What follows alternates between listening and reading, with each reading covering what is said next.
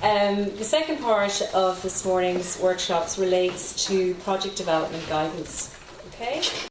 So, just to have a brief overview on what we're going to cover, we're going to look at the project result and outputs, giving a couple of examples of those, go into some detail regarding the lead partner responsibilities, look at what constitutes cross-border, cross-community cooperation, get you to think about what constitutes good project design and how your projects might be designed to demonstrate value for money.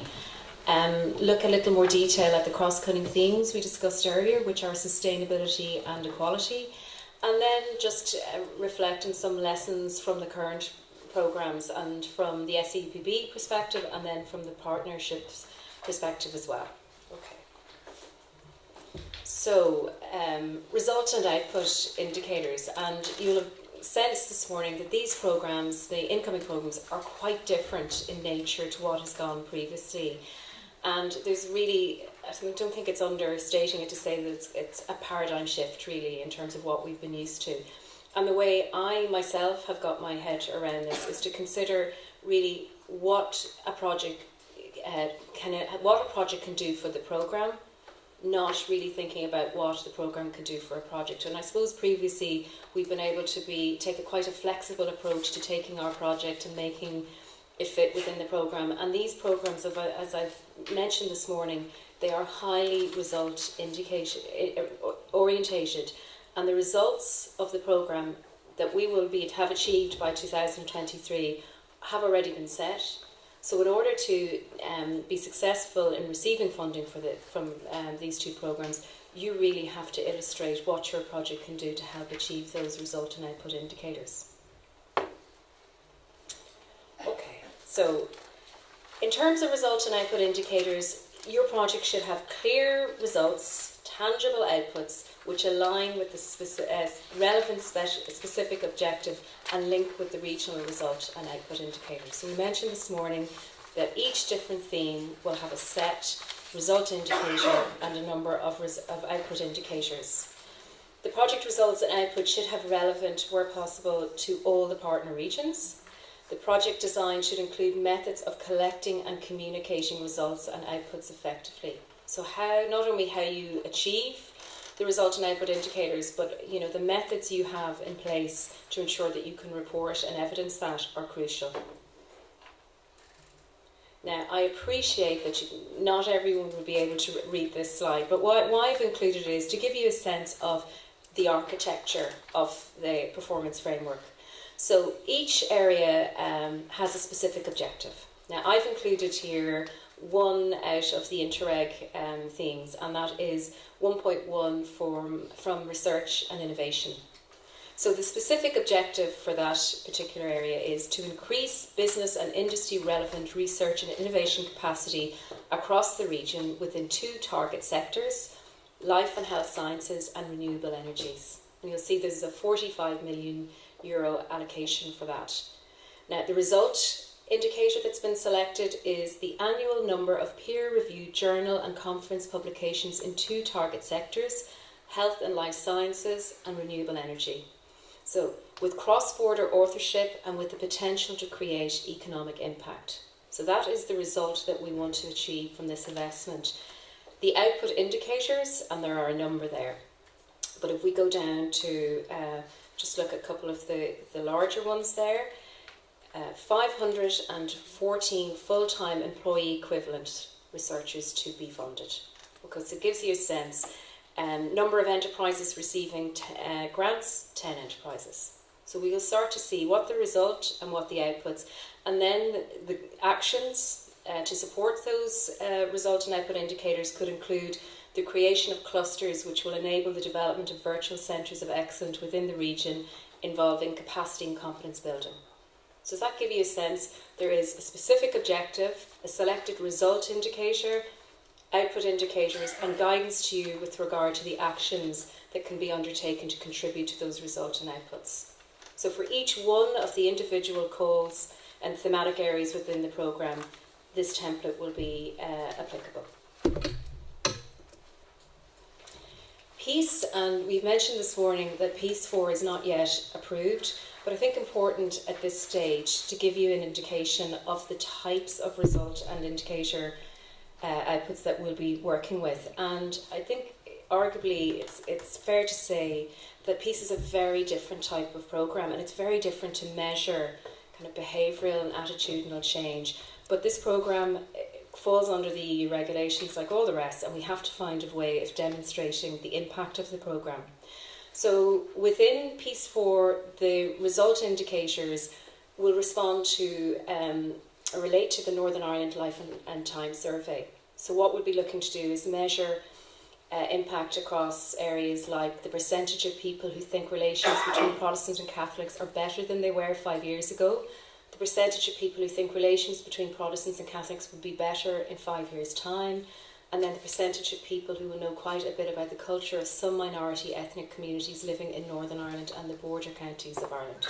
So it'll give you a sense of the type of impact that your project will have to contribute and demonstrate.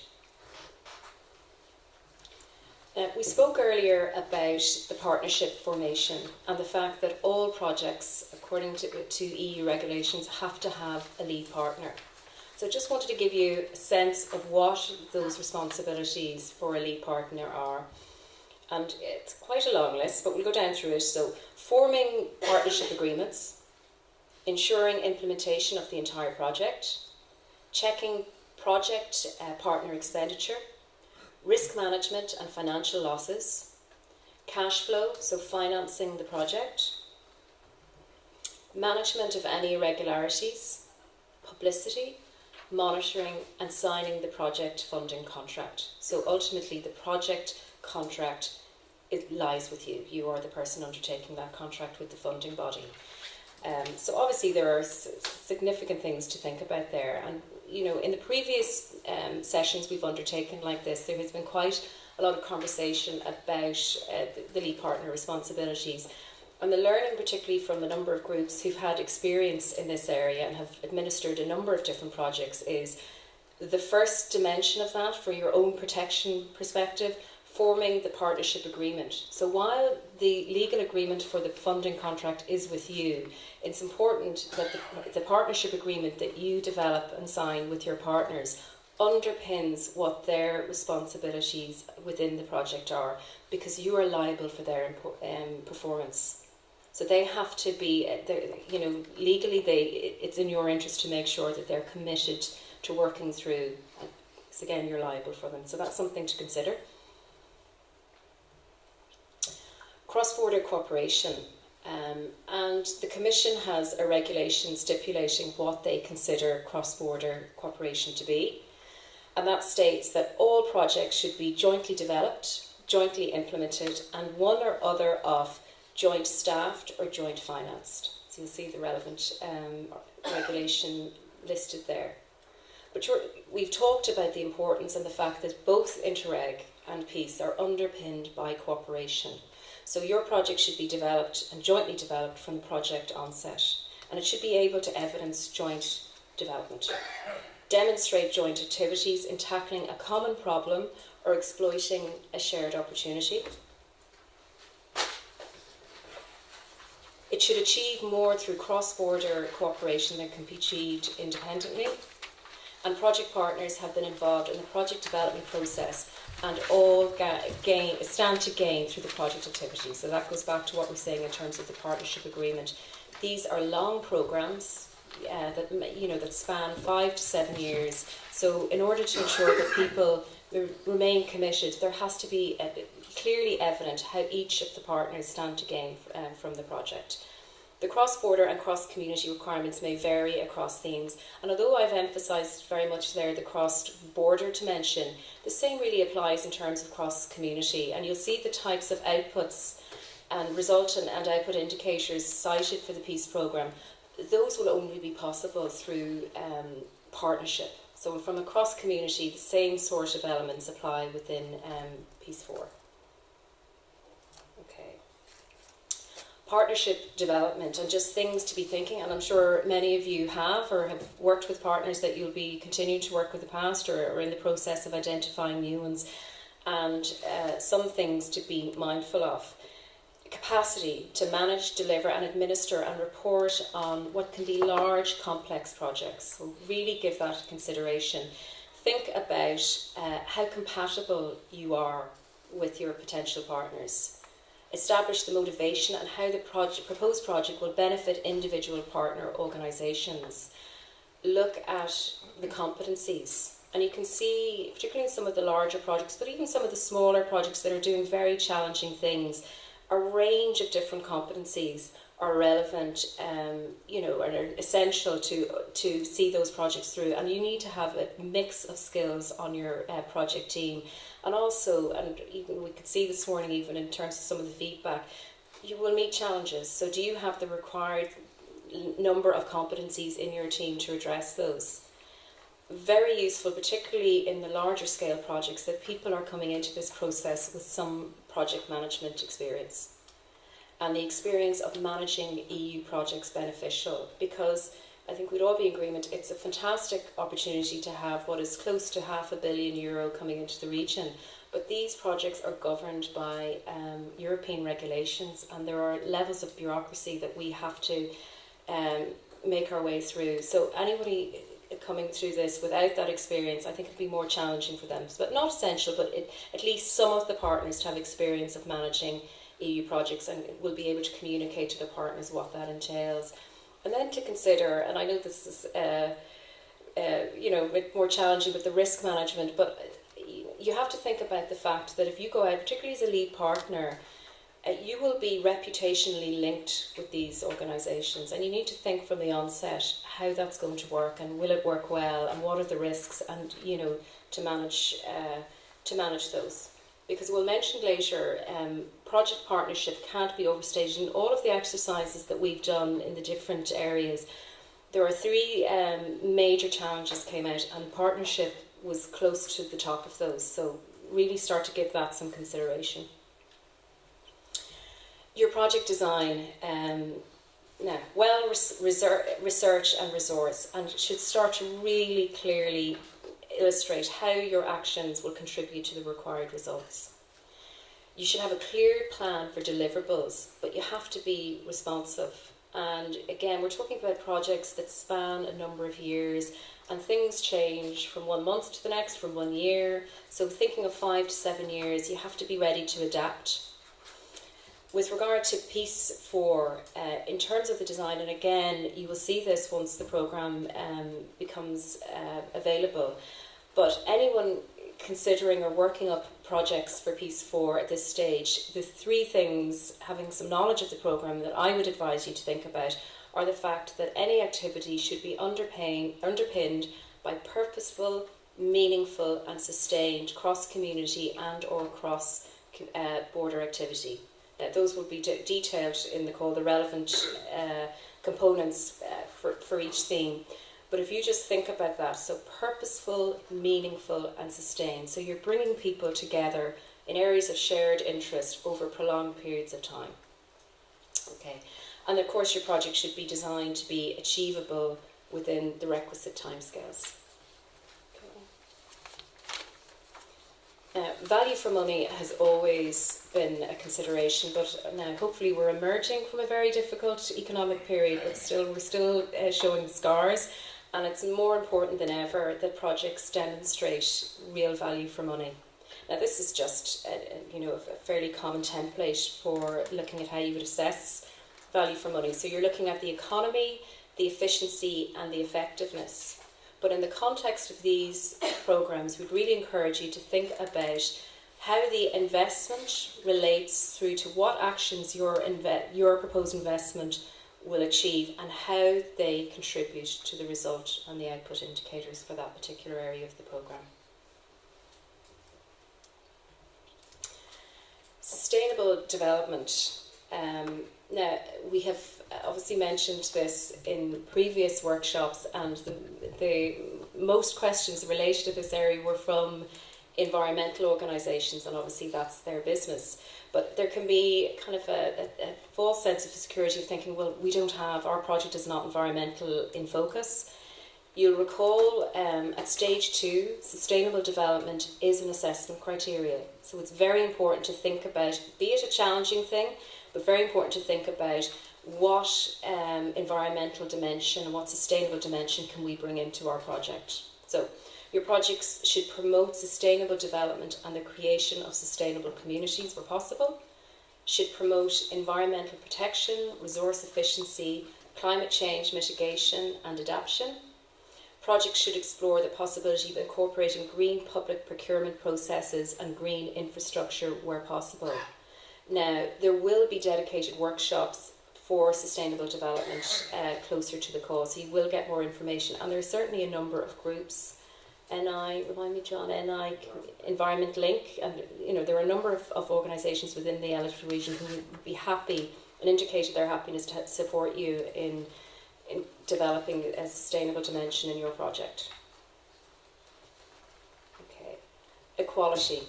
And again, projects should promote equal opportunities where possible. And this is obviously a European requirement.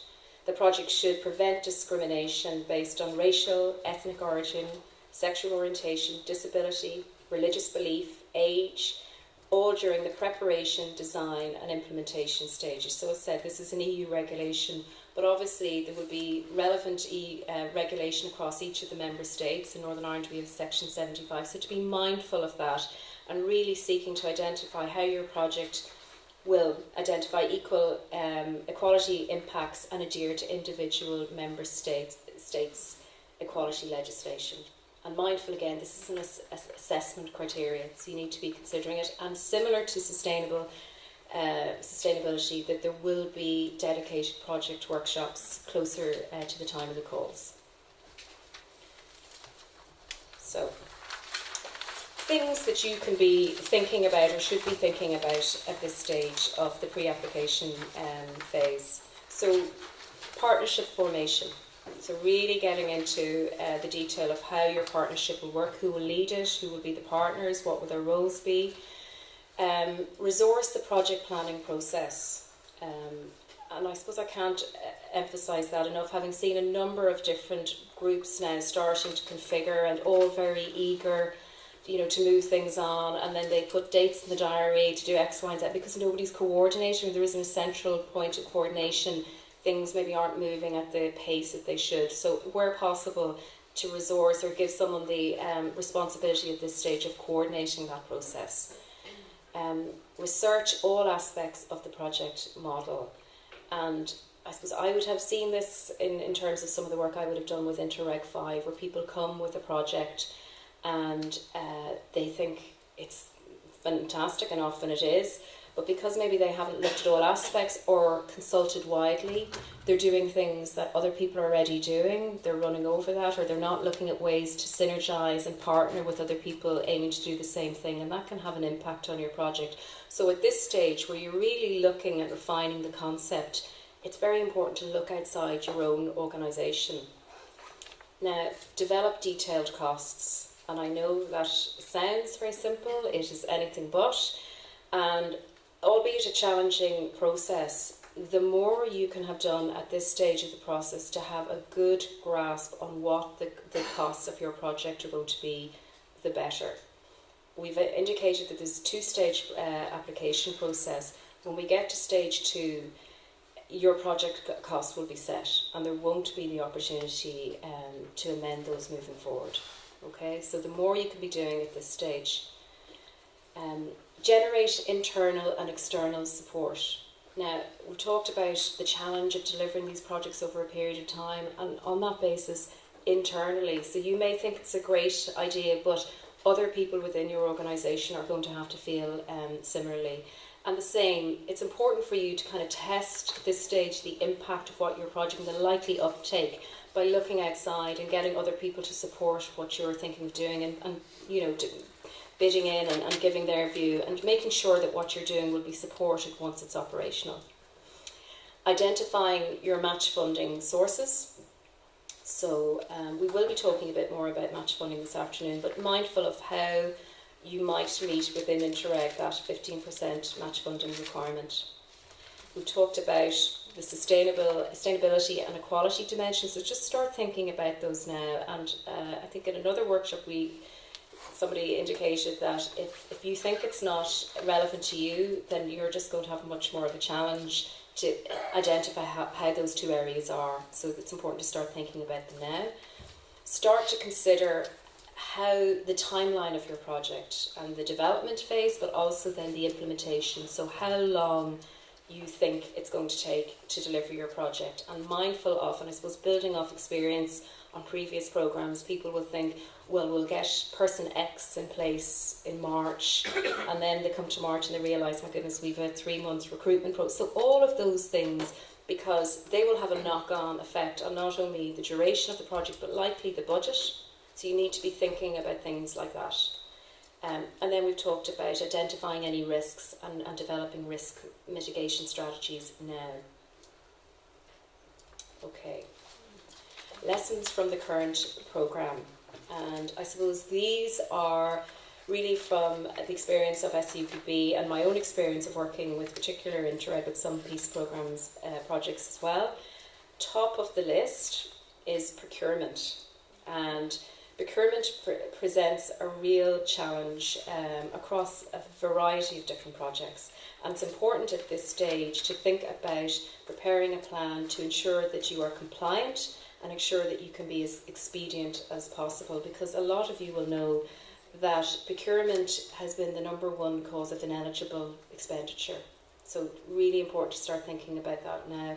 And also, given the multiple jurisdiction dimension there, so procurement processes in Ireland will differ to those in Northern Ireland and Western Scotland, so you need to be thinking about all of that now. Budget. And believe it or not, over-scoped budgets have been as big a challenge in the current programme as under, and that creates a problem for both you and SEUPB. But you have undertaken to spend at a particular level, and if you can't do that, that is a challenge for you as an organisation. So the likelihood is that people like to kind of think in terms of contingency, but if you overdo that, you can give yourself as much a problem. And then in terms of over-scoping or under-scoping as well. So we had a number of examples in the current programmes and projects where the project wasn't fully scoped, and then you get to implementation stage and there are additional costs, but because they haven't been factored in at the assessment stage, they're not eligible. So particularly in terms of capital bills, they really need to think and scope out those project costs. Forecasting, and I suppose we're at, in many ways, the most enjoyable part of the process in terms of planning and think about all the things we'll be able to achieve. And as organisationally and individuals as well, we tend to be over-optimistic about what we can achieve. And we've talked about the fact that these are very result-orientated programmes, and we will have, as a programme area, we will have to make reports at set times in terms of how our result and output indicators are being delivered upon, and they will be in 2018, 2020 and 2023. So we're encouraging you as you're in this planning stage to really think about what is practical and what kind of challenges you may encounter and how they may impact the process, and to be as realistic based on your experience of the current programmes and other similar projects as possible in terms of your forecasting. And monitoring in the previous programmes has been a challenge where people are out doing the work, and then when sometimes it comes to evidencing that work, that hasn't been their focus, and then it's a challenge to actually look at how you report and monitor on that work. That will become even more important, and we'll talk in the afternoon session about how payments will at times be related to the delivery of outputs and results. So monitoring has always been important, but is about to get even more important. Okay, and just some feedback, I suppose, from this and previous workshop groups. And there have really been across, there have been a number of different examples, but broadly speaking, they have fallen in terms of the project applicant experience of challenges from the current programme. They have fallen under three categories. 1, procurement, 2, partnership, and then 3, the budget. So just to give you a sense of, just a couple of examples of those. was a good example in Enniskillen last week from Waterways Ireland, who had done what is a successful project, but they had involved 17 different organisations, and they had found that process very challenging because, you know, to deal with a small number is hard, but to deal with a lot of different people, and they found as they ran through that process that, you know, the aims and objectives of the individual organisations were not always compatible, and that presented them a real problem. And what they will be doing moving forward is developing a smaller project, well, a project at the same scale with smaller number of partners, and establishing at this stage that they really are compatible in terms of organisational objectives. So I think that's a very good advice. Communication, and again, you could be dealing with a partner, you're here in Cavan and your partner may be in Western Scotland, and people talked about the problems that have arisen through ineffective communication. So really working to establish how you will manage that throughout the project design, or at this stage, how you build in the communication structures. The project design, and I certainly would have seen this a lot in terms of assessing projects and doing value for money assessments on projects that come in, that often the need just was not demonstrable once you got into the business case or the economic appraisal stage. So you need to be thinking about that now. And certainly some of the feedback in other workshop sessions detailed the challenges of a lack of uptake and how groups then had to manage that process. And that will certainly, as we're looking at results and outputs even further in the new programmes, that will continue to be a challenge. I think one group talked about how they had a target of 300 parents, and then in the first session they had 50 turn-ups. They had to very quickly look at being flexible and incorporating families rather than parents, and then by doing that they were able to meet their targets. But I think just in terms of really sounding out the need for what your project is, because if it does manage to get through assessment, it will still give you a challenge in the delivery phase. The budget and workflow underscoped, and we mentioned that previously, but a lot of groups talking about the fact that unforeseen costs in the project design stage gave them a problem, because if we said, if the costs at applications phase are set, so what you're allocated, and particularly in some of the capital projects and some of the more high profile ones, there were issues with expenditure not being eligible then because it wasn't detailed at that stage. The project management. So certainly this has come up from other groups as well, but my own experience of dealing and seeing groups come into SEUPB having met significant challenges, I don't think you can underestimate, particularly some of those larger scale projects, the importance of a really strong leader who will coordinate not only their own organisation but other organisations. So I think very important to think about the type of champion you have internally and externally. Certainly in the sheets we've got back, a lot of people have referenced the fact that they found communication with the funder early and often to be very helpful, and if they did have issues, rather than trying to sort those out independently, if they communicated those, they often found the support that they got from SEUPB really assisted them, because again, they're learning from other projects as well, so they'll be aware of what other people have done in that situation. So a lot of people indicating that they found that a very supporting mechanism within the programme, so we'd encourage you to think about that as well. But listen, there are a few, there are many, and we'll be sharing the feedback that we've gotten with participants, and I think you will find that useful. Okay, then just to summarise all of that, what we would advise you're doing at this stage is really looking at refining the concept of what you're doing, and then ensuring that it aligns very closely with your particular area's result and output indicators. So adopt project learning from the current programme. So, primary thinking about your partnership, your things like procurement and how they're going to impact, and then also your budgets. Okay. can't overestimate or emphasise enough, rather, the importance of partnership development. And when we were in Derry the other day and somebody was recounting the challenges of dealing in partnership, and they detail those out, and then under outcomes they had just written in big words, survived. But you don't want to be just doing that. You want to be working with people who are going to benefit from working with you, but you're going to benefit from working with them. So very important at this stage to really think about that. And then just how that will then translate into an effective project management structure. Okay? So guys, we'll give you a few minutes now just to think about any questions you might have, and myself and Declan will take those.